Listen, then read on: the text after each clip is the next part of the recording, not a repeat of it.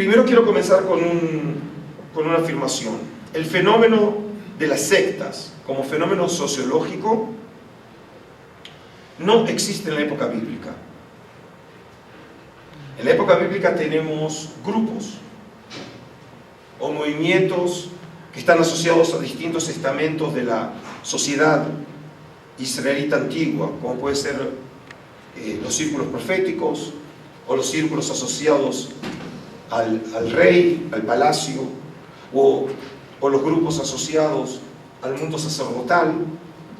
Pero todavía el fenómeno que nosotros llamamos fenómeno sectario no existe en esa época.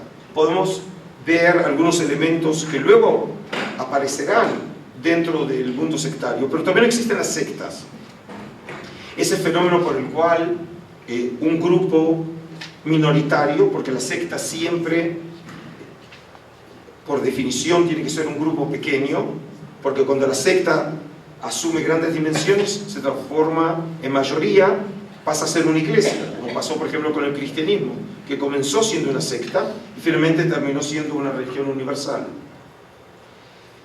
Luego esa minoría tiene relaciones de distinto tipo con la mayoría, con el cuerpo social mayoritario, en donde hay distintas reglas para formar parte de esa secta, para integrarse, para ser aceptado como miembro pleno. Hay reglas determinadas para formar parte de ese grupo. Finalmente también hay regulaciones. Quienes permanecen dentro de ese grupo pueden ser eventualmente expulsados de ese grupo. Pero todo ese fenómeno no existe en la época bíblica. Es decir, por eso esta presentación y la primera parte de ella, como ven, voy a hablar del fenómeno presectario en el judaísmo persa, porque hay dos grandes bloques en el mundo antiguo, que aun cuando podemos decir que hay una cierta continuidad, hay diferencias estructurales básicas entre el Israel de la época bíblica y el judaísmo de la época postbíblica. Aun cuando nosotros muchas veces caemos en la trampa de verlos todos parte del mismo pueblo, una cosa es hablar del pueblo de Israel desde sus orígenes, no importa si es desde el siglo XII o siglo XI, hasta la destrucción del templo de Jerusalén y el exilio babilónico. Estamos hablando del primer tercio del siglo VI.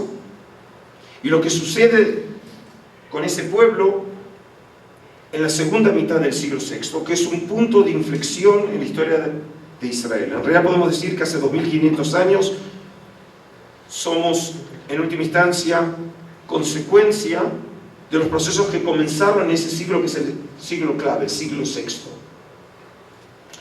Y desde el último tercio del siglo VI, cuando el rey Ciro II el Grande de Persia derrota y conquista el imperio neobabilónico, a partir de ahí, en esos aproximadamente 200 años de control de los persas, de toda la región que va desde el centro de Asia hasta Europa, incluyendo obviamente la tierra de Israel. Durante esa época empezamos a ver ciertos fenómenos que comienzan a perfilarse en Israel, que podemos llamar, y así lo llaman en la historiografía moderna, fenómenos presectarios. Empiezan a delinearse los elementos que luego lo vamos a llamar el comienzo de las sectas judías. Ahora, para que me entiendan, quiero comenzar con este texto, que es el texto del Deuteronomio. Les recuerdo, el Deuteronomio es el quinto libro del Pentateuco de Moisés. Según la tradición judía, Moisés en el monte Sinaí recibió la Torá con los 5 libros. Ojalá hubiera sido así. La historia sería mucho más fácil, ¿sí? Pero ciertamente la evolución de ese primer compendio de literatura sagrada en el pueblo de Israel se forjó y se conformó durante siglos. Y podemos decir que entre el siglo VI y siglo IV antes de nuestra era se formó la parte más antigua de lo que es el canon bíblico, que está conformado de 3 partes, ¿no? La Torá, la parte de los profetas y los hagiógrafos. Y no es casualidad que de los tres, la que se considera más sagrada en Israel es la Torá, precisamente por ser la más antigua, por ser realmente la base de todo lo que derivó después. Pero la Torá misma es el resultado de procesos literarios, sociales, ideológicos, religiosos, muy complejos, que obviamente no es el lugar aquí para desarrollar. Y los biblistas hablan que una de las fuentes que conformaron lo que luego va a ser la Torá es la fuente del Deuteronomio, que es una fuente independiente. Y esta obra, que en su historia redaccional, sus orígenes serían algo así para finales del siglo VIII, siglo VII,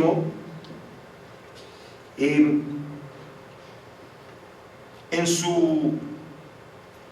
su planteo narrativo, les recuerdo, Yahvé, el Dios de Israel, le ordena a Moisés y al pueblo, antes de entrar a la tierra de Israel, le da las ordenanzas, cómo tienen que comportarse cuando entren a la tierra de Israel. En Deuteronomio 7 dice así: el Señor, el Dios vuestro, os va a hacer entrar en el país del cual habéis de tomar posesión, y echará de vuestra presencia 7 naciones más grandes y poderosas que vosotros. 7. Los hititas, los gergeseos, los amorreos, los cananeos, los fereceos, los heveos y los jebuseos. Desde ya les digo, cuando este libro, o la fuente, o el estadio redaccional más antiguo del libro de Deuteronomio se escribe, esos pueblos ya no existen. Forman parte de la memoria colectiva de Israel. Cuando el Señor vuestro Dios haya hecho caer estas naciones en vuestro poder y vosotros las hayáis derrotado, las destinaréis a la destrucción y no haréis con ella ningún pacto ni les tendréis compasión. Como ven, la Torá acá es al estilo Trump. Tampoco emparentaréis con ellas ni casaréis a vuestros hijos e hijas con los jóvenes y los muchachos de esas gentes, porque ellos harán que vuestros hijos se aparten del Señor y adoren a otros dioses. Es decir, aquí aparece ya el tema del casamiento mixtos, sobre el cual ya volveré, por eso no lo desarrollo ahora. Y entonces la ira del Señor se encenderá contra vosotros y os destruirá en un abrir y cerrar de ojos. Lo que tenéis que hacer es derribar los altares paganos de ellos, destruir por completo las piedras y los troncos a los que rinden culto y quemar sus ídolos. Como ven, este texto, en caso de que quieran tener una reunión interconfesional, no es muy aconsejable. Muestra clara intolerancia religiosa. Porque vosotros sois un pueblo apartado especialmente para el Señor vuestro Dios. El Señor os ha elegido de entre todos los pueblos de la tierra para que seáis un pueblo especial. Y aquí vemos claramente que la doctrina religiosa que promueve el Deuteronomio es la de pueblo de Israel como un pueblo elegido. Doctrina que nos ha traído muchos problemas a lo largo de nuestra historia. El pueblo de Israel se ve como un pueblo separado del resto de los pueblos, en donde se considera que hay una relación especial, particular, entre el Dios creador y el pueblo de Israel, que es uno de los fundamentos de la teología bíblica. Estamos hablando de un texto, de una doctrina que empieza a conformarse entre, como dije, algo así como siglo VII, siglo VI, estamos a fines de la época bíblica. Ahora hacemos un salto y ahora ya estamos en la época persa. ¿Okay? Ya está el exilio, ya parte de los judaítas volvieron de Babilonia a la tierra de Israel para reconstruir el templo, y uno de los libros de la época persa pertenece al género literario y se llama el libro de Esdras y Nehemías. Nosotros lo consideramos hoy dos libros separados, pero alguna vez estaban juntos. Y el libro, como lo conocemos nosotros, tomó su forma aproximadamente alrededor del 400 antes de nuestra era, hace 2400 años. Y el texto se llama el de Esdras, porque a partir del capítulo 7 de Esdras aparece este personaje, que es, según se lo presenta en el capítulo 7 de Esdras, es descendiente de la clase sacerdotal del gran sacerdote, es decir, de la casa de Aarón, pero en realidad nunca funciona como sacerdote en los relatos, sino como escriba. Pero no escriba en el sentido tradicional, como un amanuense, como un exsecretario, como Baruch ben Neria, como Sofer, sino cuando se lo presenta, dice el texto Sofer Mair Betorat Moshe. Sofer Mair, ahí probablemente la expresión quiera decir algo así como un escriba experto en la ley de Moisés, expresión que empieza a aparecer en los textos tardíos de la colección bíblica, es decir, es cuando parecería ser que las tradiciones y los libros que se van conformando se los empiezan a atribuir esa figura mítica, más allá si fue cierta o no, que es Moisés. Y Esdras, en este caso, en el libro de Esdras tenemos secciones en donde figura también en primera persona el relato, es decir, directamente un testimonio directo atribuido a Esdras. Y fíjense en Esdras 9 lo que nos cuenta. Cuando aquello terminó, los jefes se acercaron a mí para decirme, es decir, Esdras lo cuenta en primera persona. Los israelitas incluidos, los sacerdotes y los levitas, no se han mantenido apartados de la gente del país. Es decir, de los cananeos, hititas, fereceos, jebuseos, amonitas, moabitas, egipcios y amorreos, a pesar de sus odiosas costumbres paganas. Ellos y sus hijos se han casado con las hijas de esa gente. Por lo tanto, la raza santa, pero literalmente la expresión que aparece, y aparece en la Biblia hebrea solo 2 veces, Zera Kodesh, se ha mezclado con la gente de otros pueblos. Y los primeros en cometer este pecado han sido los jefes y gobernantes. Es decir, el texto aquí alude a una práctica que a los ojos de Esdras es absolutamente inaceptable, y es la de los casamientos mixtos. Y como ven, también aparecen los nombres de los pueblos que nosotros antes hicimos mención. Ahora fíjense algo muy interesante. En primer término, ¿cuál es la razón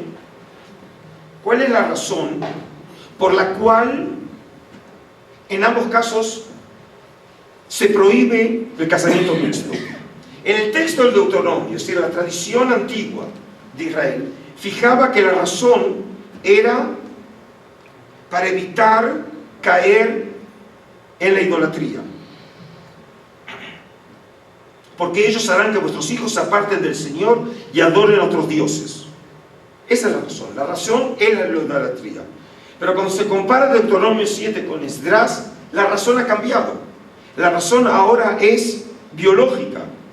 Es decir, el pueblo de Israel se considera que forma parte de un Zera Kodesh, de una raza sagrada, de una simiente desde el punto de vista biológico, y por lo tanto no quiere que haga mella el contacto con no israelitas. Si no supieran que estoy leyendo este texto, pensarían que es una doctrina de Goebbels, porque esta es una definición claramente biológica de la pertenencia al pueblo de Israel. Por ejemplo, una pregunta que viene a cuento: ¿esta doctrina fue aceptada en Israel? No, porque si no, no hubiera existido la institución de la conversión. Tema, no sé, muy urticante en el judaísmo mexicano. Pero no existiría la conversión, porque la institución de la conversión no deja de reconocer el origen no israelita de los conversos, porque eso es una realidad biológica que no puede ser cambiada, de quién uno nació. Eso no se puede cambiar. Por eso cuando, según la tradición de Israel, el converso se convierte en Israel y se transforma en hijo de Abraham, es una relación virtual, no genética. Aun cuando en los presentes, si somos todos descendientes de Abraham semítico, eso es otra cuestión. Pero de todas maneras, nosotros distinguimos que los considerados hijos legítimos de Israel son descendientes de ese pueblo, ¿sí? De ese padre ancestral. Significa que sí existe una descendencia biológica, mientras que los conversos claramente son aceptados de afuera, sabiendo de su origen no judío, pero el pueblo de Israel los acepta como tal. Según la doctrina que aparece claramente en Esdras 7, eso sí, nunca hubiera podido suceder, porque define la condición de pertenencia como parte de una simiente sagrada. Ahora, este concepto existía en el antiguo Israel para el sacerdocio. Porque ¿quién puede ser sacerdote? Solo hijo de un sacerdote. Y acá tengo que contar una historia.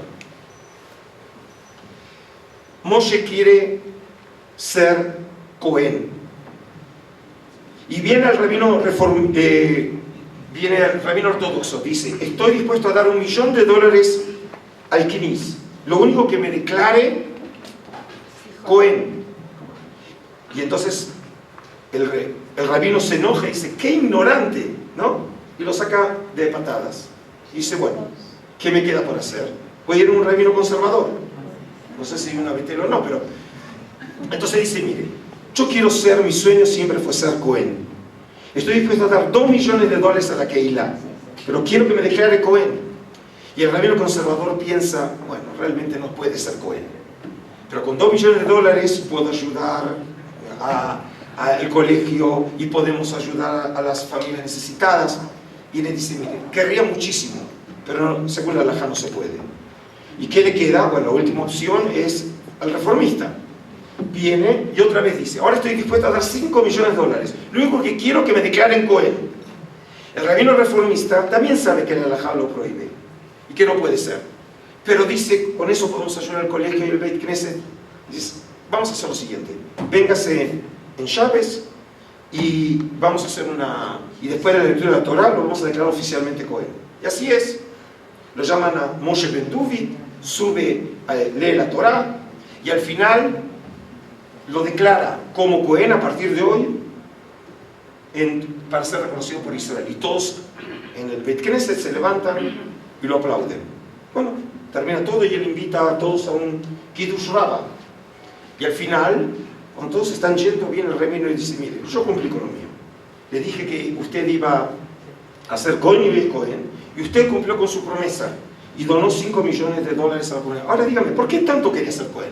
Dice: mire, mi abuelo era Cohen, mi papá era Cohen, yo quería ser Cohen. Es decir, en última instancia, ser Cohen es una razón ante todo biológica. No importa si es un jajam, no importa si es tonto. Lo importante es que derive biológicamente de la línea sacerdotal. Es decir, lo que vemos implicado en la historia de Esdras es un cambio de estrategia en ciertos círculos de Israel, que la identidad ahora sigue la misma lógica del mundo sacerdotal. ¿Quién es israelita? El que es hijo de israelita. Y por eso se tiene que evitar los casamientos mixtos, para evitar que la simiente sagrada, al igual que la de Cohen, del momento que un Cohen tuvo relaciones maritales con algunas de las relaciones que están prohibidas en Israel, el hijo ya no puede ser Cohen. Nunca. No hay manera, aunque sea un tzadik, no puede ser Cohen. Puede ser solamente si sigue las líneas maritales establecidas por la ley de la Torah. Significa que vemos acá como un paradigma que funciona solamente para círculos sacerdotales, ahora se ha impuesto a todo Israel. Es decir, vemos un movimiento que ahora se transforma en una ideología mucho más extrema para definir la identidad. El segundo argumento, quiero que comparen, por ejemplo, los pueblos. Ustedes ven en el Deuteronomio había 7 pueblos, que son los 7 pueblos de Canaán. Los que están en rojo, en Esdras, son los mismos, pero hay 3 que no aparecen en la línea original: los moabitas, los amonitas y los egipcios. Ahora, les recuerdo, por ejemplo, en la antigüedad, ¿dónde estaban los amonitas y moabitas localizados? En lo que sería la actual Jordania. Es decir, al este del Jordán. ¿Y dónde está Egipto? Obviamente, está en el suroeste. Es decir, que en círculo podemos hacer que, además de los 7 tradicionales, se agregó un nuevo círculo.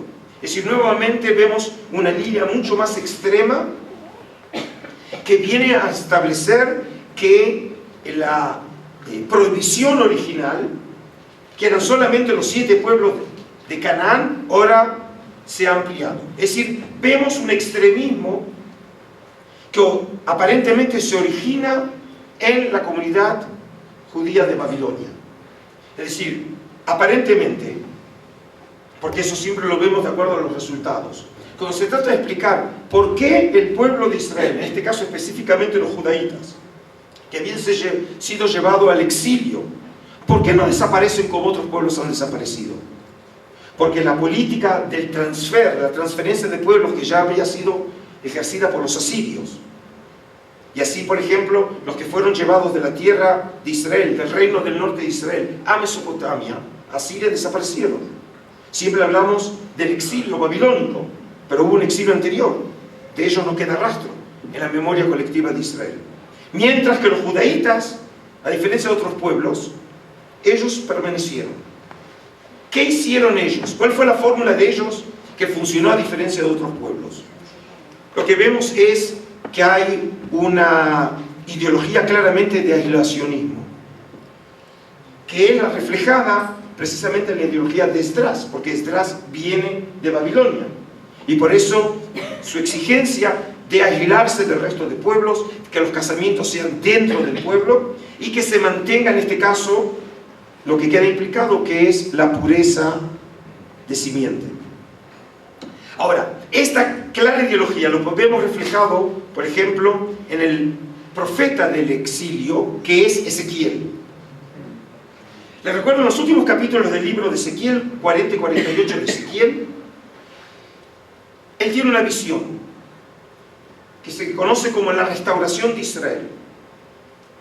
Sería el plan escatológico, cómo Israel finalmente, a pesar del exilio, a pesar de la tragedia nacional, a pesar de la destrucción del templo, de todas maneras Israel será restaurado.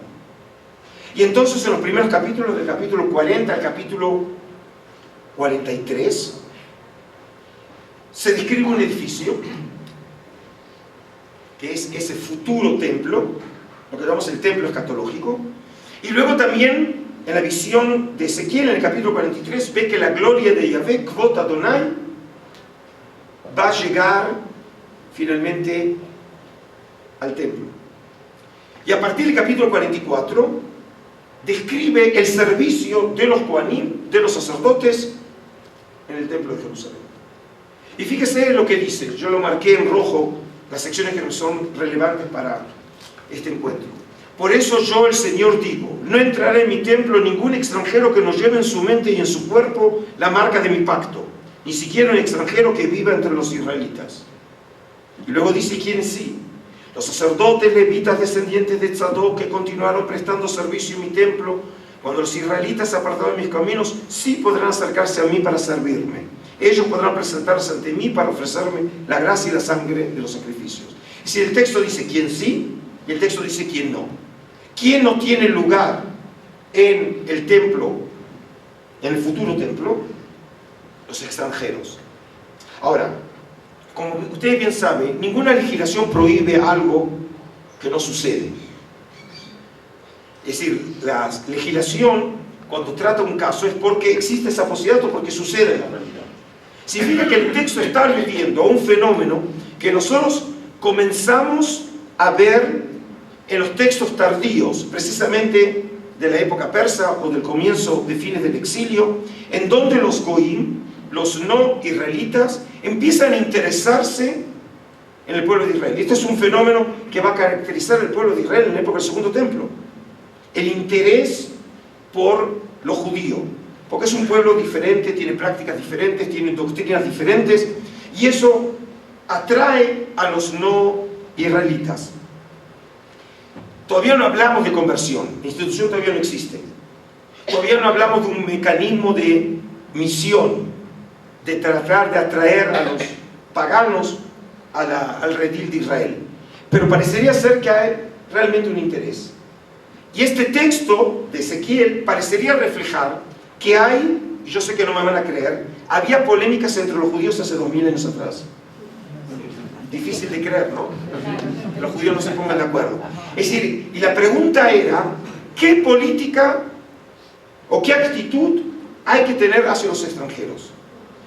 Vemos que Ezequiel, que es de la línea sacerdotal, es una línea exclusivista y aislacionista.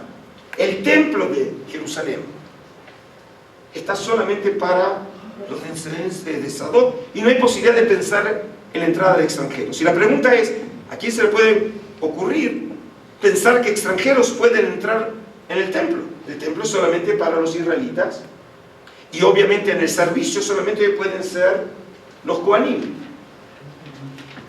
Pero lo que me resulta a mí en lo particularmente fascinante es cuando podemos nosotros descubrir polémicas internas en los textos, en donde claramente muestran distintas escuelas de interpretación. Justamente vengo ahora de Valle de Bravo y estaba en la plaza ahí en Valle y había un puesto de los testigos de Jehová. Y obviamente lo que ofrecen son materiales sobre la Biblia, que lo puedo llevar sin cargo. Y me llevé. ¿Sí? Siempre me gusta ver qué es lo que escriben otros grupos. Y entonces, por ejemplo, en uno de los temas decía que una de las pruebas claras que el texto de la Biblia es la palabra de Jehová, como ellos lo llaman, es el hecho que no hay contradicciones. Y todo argumenta que hay una sola fuente que es de inspiración. Realmente es buena esa idea, solamente no sé qué Biblia leen ellos, porque no es la que nosotros tenemos. Nuestra Biblia está llena de contradicciones. Frente a esta doctrina claramente aislacionista en Ezequiel, fíjense ahora en Isaías 56. Solamente quiero hacer un pequeño paréntesis. Isaías 56 no es el profeta Isaías que vivió hace 2800 años en Judea. Isaías hijo de Amós. Estamos hablando de, aun cuando lo encontramos dentro del libro de Isaías, pero este profeta es un profeta anónimo que vivió unos 200 años después, que algunos lo llaman el segundo o el deutero Isaías, y a partir del 56 algunos creen identificar al trito Isaías. No importa ahora que no lo recuerden para el examen. Estamos hablando de un profeta anónimo, probablemente que pertenecía a una escuela que seguía el pensamiento del gran profeta Isaías. Y este profeta, algo así como sería finales de la época del exilio y comienzo de la época persa, es decir, piensa el último tercio del siglo VI, dice así, teniendo en mente lo que acabamos de leer de Ezequiel: y a los extranjeros que se entreguen a mí para servirme y amarme, para ser mis siervos, si respetan el sábado y no lo profanan, y si mantienen firmes en mi pacto, yo los traeré a mi monte santo y los haré felices en mi casa de oración. Yo aceptaré en mi altar sus holocaustos y sacrificios, porque mi casa será declarada casa de oración para todos los pueblos. Es decir, en este caso vemos una clara aproximación universalista a los extranjeros. Los extranjeros sí tienen lugar en Israel, hasta tal punto que menciona que uno de los privilegios que van a tener los extranjeros es amar a Yahvé. Según el Deuteronomio, el único que puede amar al Dios de Israel es solamente el pueblo de Israel. Hasta ahora lo decimos todos los días en el Shema: si llamarás al Dios, ¿sí? Eso solamente es un privilegio de Israel, por la relación íntima que tiene el Dios de Israel con el pueblo de Israel. Ahora, según este texto, ese privilegio que es exclusivo de Israel lo pueden tener los extranjeros, que biológicamente no forman parte de Israel, pero en esta doctrina, esta aproximación inclusiva e incluyente de el deutero o el trito Isaías, también ellos pueden amar al Dios de Israel. Por eso también ellos pueden cuidar el sábado. ¿De qué manera se puede distinguir al que forma parte de Israel y al que no? Todavía no hay Shtreim en esos años. Y capote. Uno de los signos que va a distinguir al pueblo de Israel en el mundo antiguo era si cuidan o no cuidan el Shabbat. En este texto, en Isaías 56, en los primeros 6 versículos, 3 veces se habla del tema del sábado. Significa que era una marca de identificación, quién sí y quién no. El que está dentro de Israel es el que preserva el sábado. Y luego dice entonces, si ellos realmente van a mostrar adherencia al pueblo de Israel, por tanto, ¿qué beneficio van a tener? Podrán ser traídos al Monte Santo. Precisamente, contrario a la ideología de Ezequiel, que no hay lugar para los extranjeros en el templo, aquí precisamente lo pueden hacer. Y además no solamente vienen como visitantes. El texto dice claramente para servirme. El término técnico en hebreo es lesharteni. Lesharet en el hebreo bíblico es solamente el que sirve en el culto, y son los sacerdotes. Son los únicos que pueden servir. Ahora, decir que extranjeros sirvan en el templo Es como pensar en el moderno Israel que un druso puede ser presidente del Estado de Israel. Es decir, es un concepto absolutamente revolucionario. Por eso probablemente lo que encontramos cuando comparamos Isaías 56 con el capítulo 44 de Ezequiel es una polémica interna en grupos de esos años, en donde hay un grupo aislacionista y un grupo universalista. Uno de los grandes asiriólogos de la Universidad Hebrea fue el profesor Moshe Weinfeld. No sé si el artículo existe en inglés, pero escribió un artículo muy importante hace como 30, 40 años atrás en Tarbitz, una revista científica muy importante de estudios judaicos en Israel, que se llama Universalismo y Aislacionismo en la época de Shivat Zion, es decir, del retorno. Y precisamente uno de los ejemplos es este, en donde se puede identificar dos líneas. Y puedo decir que de hecho las dos líneas siguen vigentes en Israel hasta el día de hoy. En realidad no somos muy originales. Hace 2500 años que el pueblo de Israel sigue estructuralmente viviendo esta tensión entre in y out. ¿A quién se lo consideran los que están adentro? ¿Quiénes son los que pueden estar afuera? ¿Qué derechos tiene uno y qué derechos tiene otro? Es decir, y esa tensión estructural en Israel de la actitud hacia el extranjero, que en distintas épocas ha explotado, y por ejemplo no podemos entender la teología paulina a finales de la época grecorromana si no entendemos esta tensión, tiene que ver con un tema capital en la dinámica de Israel con los pueblos que lo rodean. Es decir, ya vemos en realidad las semillas de lo que va a ser el fenómeno sectario, pero todavía no hay secta. Todavía no hay secta. Ahora, este fenómeno presectario en realidad sube en su intensidad como consecuencia de los bruscos cambios estructurales en el mundo antiguo que suceden en la época que el gran conquistador Alejandro Magno, el hijo de Filipe II de Macedonia, uno de los grandes conquistadores en la historia de la humanidad, en 10 años crea uno de los grandes imperios del mundo antiguo.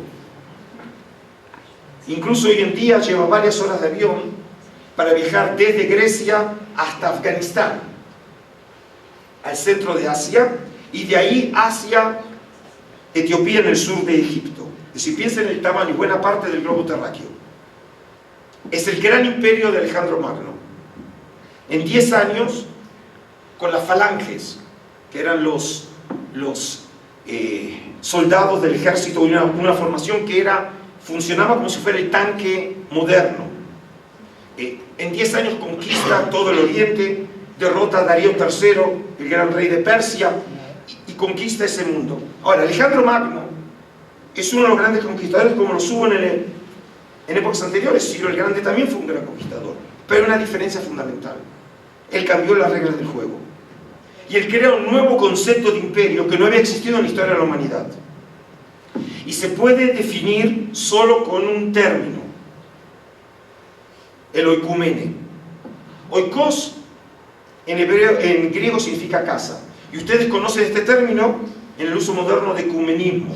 Pero ecumenismo lo usamos en un sentido en el diálogo interconfesional. Cuando, por ejemplo, representantes de distintas denominaciones se reúnen juntos, decimos que es una reunión o encuentro ecuménico.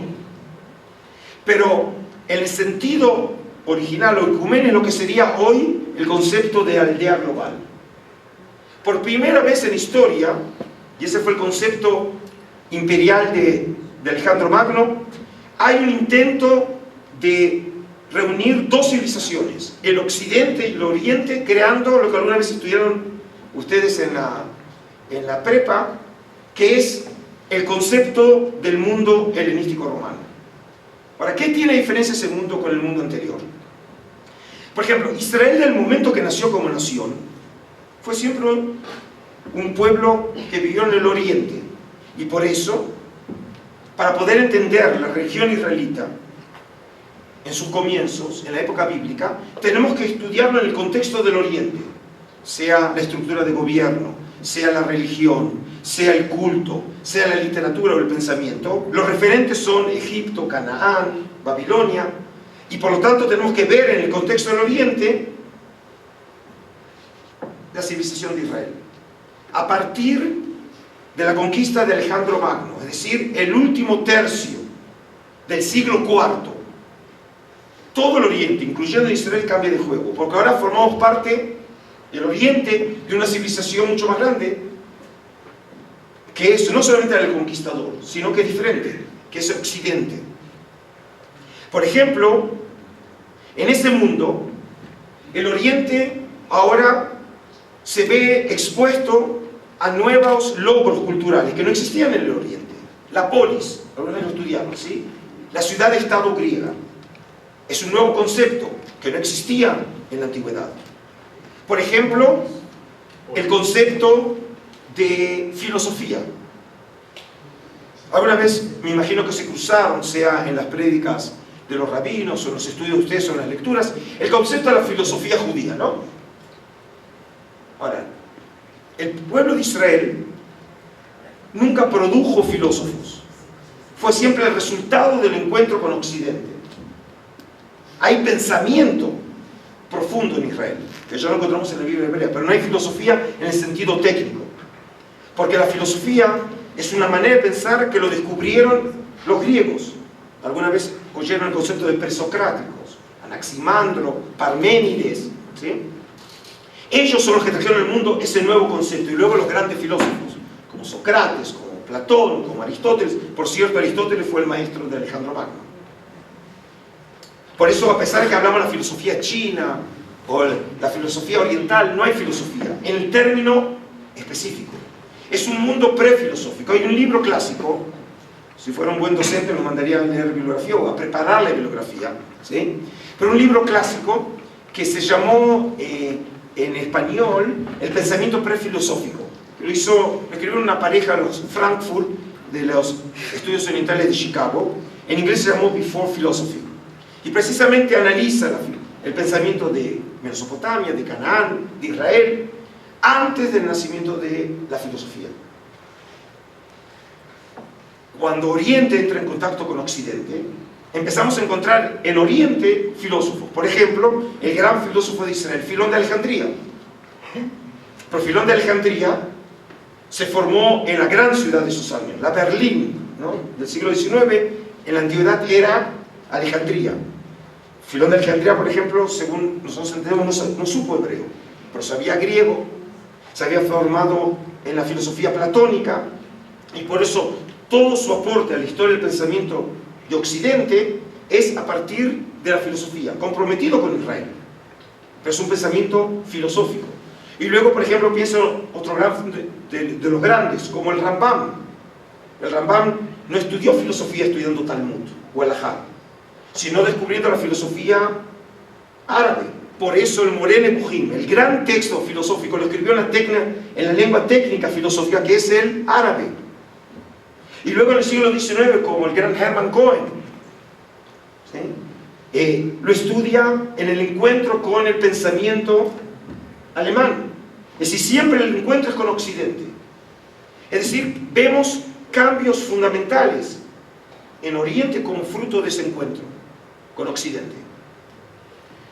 Ahora, la tierra de Israel durante esos años se ve controlada por los griegos, y después de la muerte de Alejandro Magno viene la gran guerra de los generales, en donde se desmembra, se colapsa el imperio y se divide en subimperios. Los importantes para nosotros son el imperio de los Ptolomeos en Egipto, siguiendo la dinastía de Ptolomeo I, el general griego, y luego Seleuco I en Siria. Y entonces, entre el año, sin entrar en detalles, 300 a 200, la tierra de Israel está controlada por Egipto, y a partir del 200 por los griegos sirios. Por ejemplo, en la fiesta de celebración de Hanukkah, cuando hablamos siempre del Rasha, Antíoco Epífanes IV, es el rey Seleucida. Ahora, ese mundo global griego tenía enormes ventajas. Por ejemplo, el teatro griego llega a Oriente, la filosofía llega a Oriente, la literatura griega llega a Oriente, la lengua. Se podía viajar desde Europa hasta el Ganges en la India utilizando una lengua, el joiné. El joiné era lo que se llamaba, lo que sería el inglés de hoy. Hay un inglés oxfordiano, pero está el inglés que uno balbucea, que les permite recorrer el mundo desde México hasta Singapur. Se arregla con ese inglés, que es una lengua franca, que es lo que permite el contacto entre hombres, los pasos de mercaderías, la internacionalización del mundo. ¿Qué otra cosa es, por ejemplo, el mundo global? Piensen hoy, ustedes van de México a Singapur, nunca estuvieron en Singapur. Lo que están seguros es que va a haber un mall. No sé si va a haber Walmart, pero va a haber un mall. Y ahora, aunque nunca hayan estado en ese mall en Singapur, ustedes ya se ubican rápidamente, ¿no? Saben que va a haber Kentucky Fried Chicken. Y ustedes saben que va a haber también... ¿cómo? ¿Sí? Vale, ustedes ya saben. Y simplemente cuando prendan, porque imagino que va a estar en el Hilton, ¿no? Van a prender la radio y van a escuchar la misma música, que es la música internacional. Y obviamente, ¿sí?, lo que yo hice hoy, y por eso dije que es muy sabio realmente Lionel, dije, ¿por qué no puso el horario 5:30? Claro, porque a las 5 terminó el partido de Real Madrid. Ahora, piensen en ese fenómeno. Yo estoy en México, vengo de Israel y sigo la liga, soy del Barça, quiero aclarar, ¿sí?, como buen argentino. Pero entonces, estamos hablando que la liga española es una liga universal. Es una liga universal, como es, por ejemplo, en la época greco-romana, en los Juegos Olímpicos, que era en honor de los dioses griegos. Pero ya encontramos en la época greco-romana Juegos Olímpicos en el Oriente. Es decir, algo que ya no es porte solo de los griegos, sino forma parte de una civilización global, que es lo que vivimos hoy nosotros, ¿no? Oímos la música de todos, usamos más o menos la misma ropa, comemos más o menos lo mismo, ¿sí? Es decir, porque vivimos en un mundo global. Y otra vez, la pregunta en el mundo global, que es uno de los temas centrales, que lo vamos a ver, y que ya la llave también, cuando hablemos en el segundo módulo sobre el sectarismo como fenómeno hoy, es el tema de la identidad. Porque cuando hablamos en un mundo global, la pregunta es ¿quién somos? ¿Somos acaso americanos? No somos americanos. Nosotros nacimos en otra civilización, con otra lengua, con otras tradiciones, con otras comidas, pero por el otro lado, el peso, el prestigio, el poder que tiene el conquistador, en este caso los griegos y luego los romanos, se impone sobre el mundo. Y fíjense, por ejemplo, si ustedes abren el libro de 1 Macabeos, que fue escrito en el último tercio del siglo II antes de nuestra era, para explicar el levantamiento de los macabeos. Y trata de dar un contexto. ¿En qué contexto y por qué razones se da el levantamiento? Fíjense lo que dice el texto. De esa raíz salió un retorno. El malvado Antíoco Epífanes, hijo del rey Antíoco, se refiere a Antíoco III, que había estado como rey en Roma y empezó a reinar en el año 137 de la dominación griega. Y ahora viene el texto importante. Por aquel tiempo aparecieron en Israel renegados que engañaron a muchos diciéndoles, obviamente, el autor desde una perspectiva etnocéntrica, cuando habla de sus enemigos los llama los renegados. Y dice, hagamos, lo que citando a los renegados, hagamos una alianza con las naciones que nos rodean, porque desde que nos separamos de ellas nos han venido muchas calamidades. Si el texto muestra que hay un grupo en Israel que promueve el aislacionismo y hay otro grupo que promueve el universalismo. Desde una línea etnocéntrica, los que promueven el universalismo son renegados, son pecadores, lo que conoce con el término técnico los helenizantes, los mitiavnim. Es una llamada a ellos que quieren vivir como los goy, que quieren parecerse a ellos. Y acá precisamente un grupo que quiere aislarse, por eso continúa. A algunos del pueblo les gustó esto, es decir, están hablando de los renegados, y se animaron a ir al rey y éste les dio autorización para seguir las costumbres paganas. Construyeron un gimnasio en Jerusalén, hoy veis. Ahora, gimnasio, ¿sí?, es un lugar en donde se enseña la cultura griega, donde yo asimilo no solamente las creencias, la lengua, la filosofía, el pensamiento, es decir, me incorpora al mundo global de esos años. Y se hicieron operaciones para ocultar la circuncisión. Este es un fenómeno interesante que lo vemos conformado en otros textos. ¿Cómo sabían si estaban frente a un israelita varón? Por la circuncisión. Y entonces lo que parece que sucede es que algunos israelitas, cuando querían participar en juegos donde aparecían desnudos, precisamente para esconder su identidad, para que no los identifiquen como judíos, lo que hacían era un tipo de operación para crear un glande artificial, renegando así del pacto sagrado. Se unieron los paganos y se vendieron para practicar el mal. Obviamente el texto está escrito de una perspectiva claramente etnocéntrica, pero lo que quiere mostrar es que estamos frente a dos corrientes: aquellos que quieren integrarse a lo que llamaríamos el mundo global, y aquellos que quieren mantenerse fieles a la tradición de Israel, y por eso la fórmula es el aislacionismo. Es decir, son las mismas dos líneas que pudimos identificar ya en la época persa. Es decir que, por eso hablamos de un fenómeno presectario. Todavía no había sectas, pero la tensión estructural existía, y cuando se encuentra con el mundo greco-romano, esa tensión llega a una eclosión en esos años. Por ejemplo, si ustedes recuerdan, siempre cuando se habla de Hanukkah se habla de las persecuciones, de los decretos antijudíos de Antíoco Epífanes IV, que no tienen antecedente en el mundo antiguo. La intolerancia religiosa no se conocía en el mundo antiguo. Nunca se había perseguido. Se ha matado siempre y se seguirá matando los seres humanos, pero no por razones religiosas, porque el paganismo no perseguía por razones religiosas. No tenía ningún problema de incorporar otros dioses. La intolerancia que refleja el decreto antijudío de Antíoco IV, que tiene realmente más bien objetivos políticos, porque siempre los judíos son troublemakers y les estaban haciendo problemas en la tierra de Israel, y por eso esos decretos trajeron como consecuencia una acción que no lo conocemos nosotros, que los judíos están dispuestos a morir para preservar la Torá. Y ahí aparece la institución del martirio, que no tiene antecedentes tampoco en el mundo antiguo. Como no hay persecuciones, no había martirio. Por primera vez se nos cuentan sobre el martirio que tenemos en los textos de Macabeos. Y como consecuencia de las persecuciones y del martirio, ocurre el levantamiento de los Macabeos. Entre el año 167 y 164 antes de la era común. No veo que anoten nada. ¿Cómo van a recordar todo eso? Se levantan los Macabeos.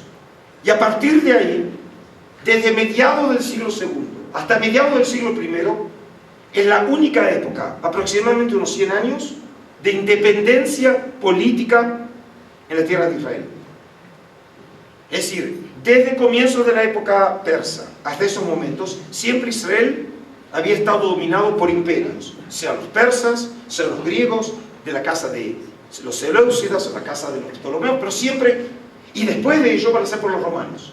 E incluso cuando esté regido los destinos de Israel, por ejemplo, por el gran rey Herodes el Grande, entre el 37 y el año 4 antes de la era común, es un rey cliente de Roma, fue nombrado por los romanos. Es decir, no hay independencia, solamente hay 100 años de independencia. Y en esa época, entonces, lo que saben es que a partir de lo que va a ser el pequeño reino de Judea de los Macabeos, empieza la expansión territorial.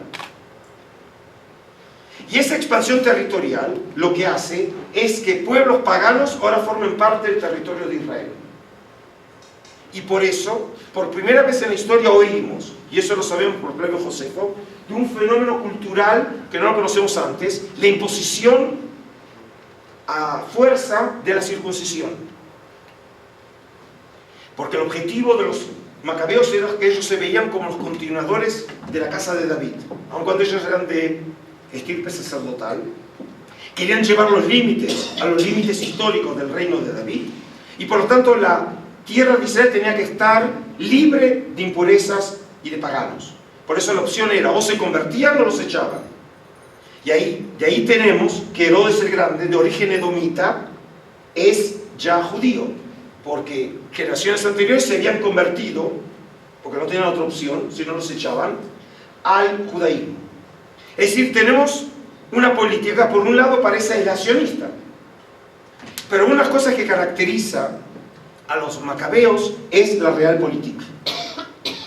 Es decir, para poder administrar un reino en la realidad del mundo helenístico romano, tiene que hacerlo de acuerdo a las reglas del juego de esos años.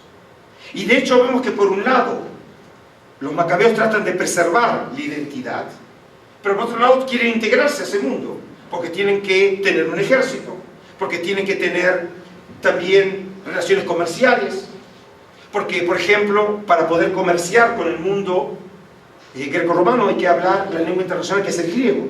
No sirve nada el árabe, el arameo o el hebreo. Una prueba que entiendan este tema, lo ven, por ejemplo, fíjense en las monedas. Les traje dos monedas como ejemplo. Una moneda, la que tiene superior, es la moneda de la época de Alejandro Janeo, es el gran rey de Judea, donde en la moneda aparece un ancla, uno de los típicos símbolos del mundo helenístico.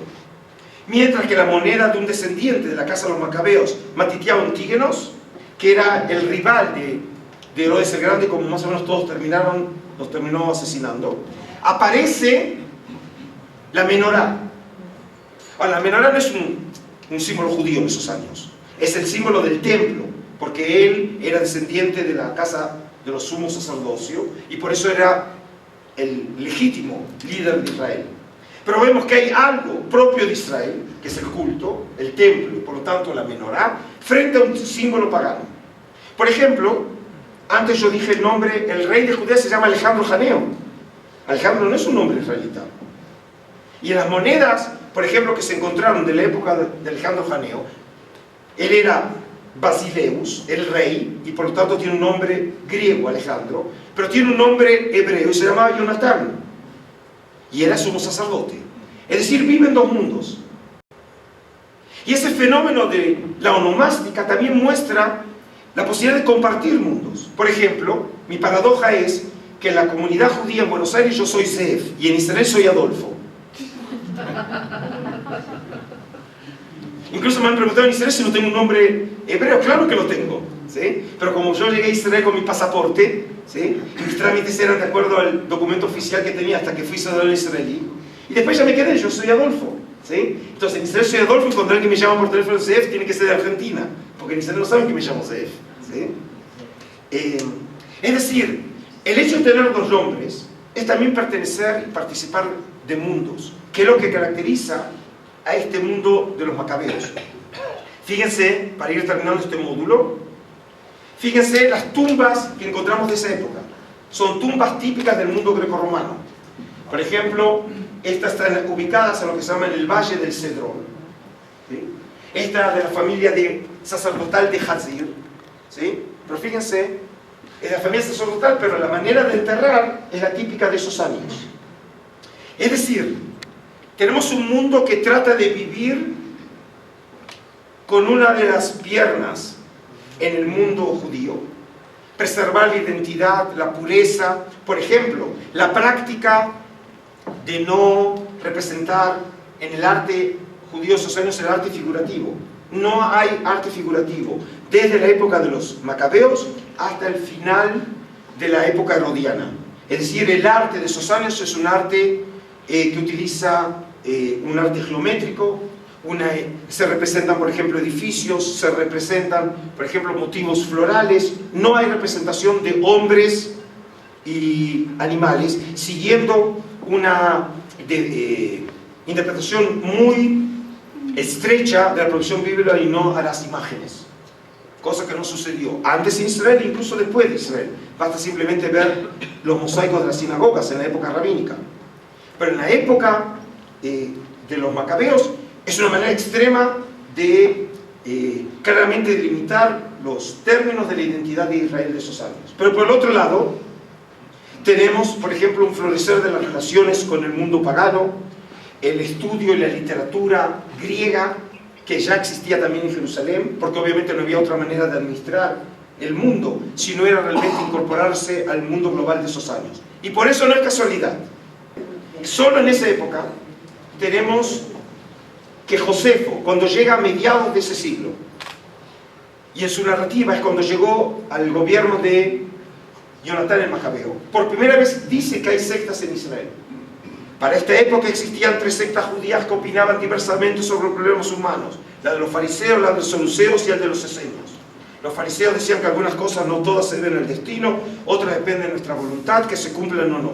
Los esenios afirmaban que todo se debe al destino y que los hombres nada pueden hacer que escape el destino. En cuanto a los saduceos, suprimían el destino, diciendo que no es nada y que no interviene para nada en los asuntos, sino que todo está sometido a nuestro arbitrio. Es decir, Josefo, fines del siglo I, nuestra era, cuando presenta a los grupos, a los intelectuales de Israel, los presenta como escuelas filosóficas. Porque obviamente cuando Josefo quería explicarles a los no judíos, a los romanos en Roma, fin del siglo I está escribiendo en Roma, sobre qué diferencia los grupos intelectuales judíos, ¿qué les iba a explicar? Sobre la pureza ritual, sobre la vaca roja. ¿Qué entienden los paganos de eso? Entonces, ¿pero cómo los presenta? Como filósofos. Eso sí entendían los romanos. Y entonces, no es que falte la verdad, él divide a los grupos en 3 grandes escuelas. Los saduceos, que siguen la antigua tradición bíblica del libre albedrío. A los esenios, un grupo con una idea totalmente diferente y contradictoria de predestinación, que no tiene antecedentes en Israel, y probablemente tenga que ver con influencias de la meseta de Irán, ideas que están entrando, nuevas ideas que están entrando a Israel. Y los fariseos, que sería un grupo de centro, como diría Vivo Benishtaim Benishtaer. Por un lado, defienden el libre albedrío, pero por el otro lado también defienden el concepto de predestinación, que lo conocemos. Josefo tiene razón, es la idea de los fariseos, que lo tenemos en el Pirkei Avot, en el Tratado de los Padres, cuando se ponen palabras rabiaquivas, kol tzafui v'reshut netuna. Por un lado, todo está ya establecido, pero el hombre tiene la posibilidad, la libertad de decidir, en el caso de obrar bien o obrar mal. ¿Cómo se pueden combinar las dos cosas? Ni el Rambam lo podía solucionar, ¿sí? Ahora, es decir, que el fenómeno de las sectas es un fenómeno que no por casualidad es el emergente de esta tensión social, en donde por un lado hay una línea universalista y por otro lado una línea exclusivista. Y la mejor expresión de este grupo es precisamente la secta de los esenios. Es el mejor grupo que nosotros conocemos, pero que nos explica que ese grupo no nació en la luna, sino que es el emergente de una realidad social. La segunda fuente es la de Josefo. La de Josefo. Fines del siglo I, descendiente de sacerdotes de Jerusalén, por parte de madre, descendiente de los macabeos, que el texto más detallado de los esenios lo tenemos en la obra Guerra a los Judíos. Y lo que quería era leerles por ahí el comienzo, para que vean cómo Josefo se esfuerza en mostrarnos que tenemos un grupo que es diferente a lo que todos conocen. Dice así: los judíos tienen 3 tipos de filosofía. Los seguidores de la primera son los fariseos, los de la segunda son los saduceos, y los de la tercera, que tienen fama de cultivar la santidad, se llaman esenios. Estos últimos son de raza judía. Significa, ¿por qué lo dice? Porque son tan raros que parecen no ser judíos. Y están unidos entre ellos por un afecto mayor que el de los demás, lo que indicaría ya ese aspecto sectario, que los miembros de la secta sienten afecto entre ellos como miembros del grupo. Rechazan los placeres como si fueran males y consideran como virtud el dominio de sí mismo y no la sumisión a las pasiones. Ellos no aceptan el matrimonio, pero adoptan los hijos de otros cuando aún están en una edad apropiada para captar sus enseñanzas. Se comportan con ellos como si de hijos suyos se tratara y les adaptan a sus propias costumbres. No desaprueban el matrimonio ni su correspondiente procreación, pero no se fían del libertinaje de las mujeres y están seguros de que ninguna de ellas se fiel a un solo hombre. Siempre cuando leo este texto a mis alumnos, imagino cuando volvió Josefo a la casa y la esposa le preguntó: ¿qué escribiste hoy? No, dice, no es importante. Y luego, fíjense, muestra, estamos hablando en un mundo muy liberal desde el punto de vista sexual, que haya un grupo que realmente desprecie las relaciones maritales, aun cuando él nos dice que hay otro grupo. Josefo es el único que nos habla que los esenios había otro grupo que se casaba, pero la gente normal se casa. Bueno, esos son tan normales, pero la gente se casa, ¿sí? Pero en el caso de Josefo, él sabe que hay un grupo que en este caso parece no tener relaciones. Las mujeres no forman parte de ese movimiento, ya es algo que los distingue. Es decir, uno de los fenómenos de las sectas es que tienen prácticas que son diferentes, ideas que son diferentes. Es decir, algo que los distingue a ellos de manera sistemática de la mayoría. Y luego dice que tienen otra práctica muy particular. Desprecian la riqueza y entre ellos existe una admirable comunidad de bienes. No se puede encontrar a nadie que sea más rico que los otros, pues tiene una ley según la cual los que le entran en la secta entregamos sus posesiones a la orden, de modo que no existe en ninguno de ellos ni la humillación de la pobreza, ni la vanidad de la riqueza, sino que el patrimonio de cada uno forma parte de una comunidad de bienes como si todos fueran hermanos. Es decir, que tiene una manera de vivir diferente que los otros. Vemos claramente que este grupo se va distinguiendo de los otros con prácticas especiales. Ahora, por eso el enorme revuelo cuando se descubrieron los primeros rollos del Mar Muerto y se llevaron a cabo excavaciones en la comunidad, en el lugar llamado Qumran. Qumran se encuentra en la costa noroccidental del Mar Muerto, a 35 kilómetros al este de Jerusalén. Y ahí, entre 1951 y 1956, el padre Roland Devaux, el director de la Escuela Bíblica Francesa, unos institutos más prestigiosos de estudios bíblicos en el mundo hasta hoy en día, que están en el este de Jerusalén, no muy lejos de la puerta de Damasco, que muchas veces aparece en otro contexto en las noticias, excava Khirbet Qumran, las ruinas de Qumran, y llegó a la conclusión, como él y como la mayoría de los estudiosos hasta hoy en día, que ahí vivió una secta de esenios, o como queremos nosotros, asociada de alguna manera con el movimiento esenio. Y en ese sentido, entonces, la enorme trascendencia de este descubrimiento, porque encontramos, por ejemplo, esto sería la entrada a los edificios, sería la torre, luego encontramos las salas donde probablemente funcionó un escritorio, es decir, el lugar donde probablemente algunos de los manuscritos se encontraron, incluso se encontraron tinteros, no hay laptop en esa época, ¿sí?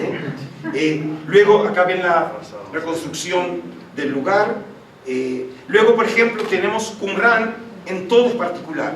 Qumran es el segundo lugar con mayor concentración de mikvaot, es decir, de albercas rituales, después de Jerusalén. Pero Jerusalén tiene el templo.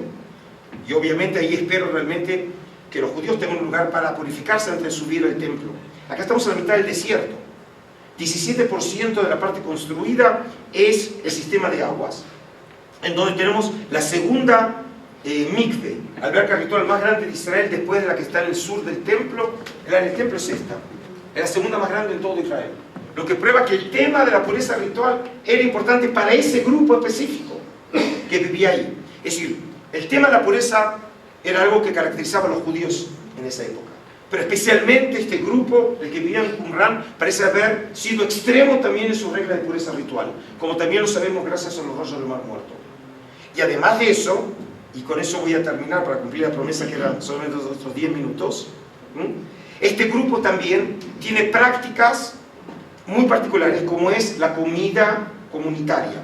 En los edificios de Qumran tenemos en la parte sur, tenemos esta habitación, es la más extensa en todos los edificios, tiene 22 metros de largo y 4,5 de ancho, y al lado de esa habitación se encontraron 1.200 piezas de cerámica, platos y vasos, cuencos para comer.